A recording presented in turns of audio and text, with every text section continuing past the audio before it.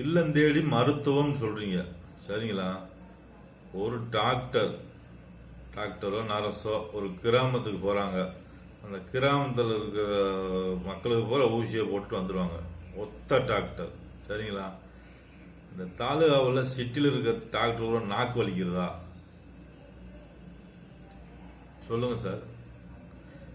இந்த சிட்டிக்குள்ளே இருக்காங்களே டாக்டரு, இவங்க ஊரை என்ன செய்ய? அவங்க எத்தனை நர்ஸை வச்சு வேலை கொடுக்குறாங்க? அவங்க எப்படி மருத்துவம் பார்ப்பாங்க? அவங்க வரி கட்டணும், அவங்க லைட் பில் கட்டணும். சொல்லுங்கள்.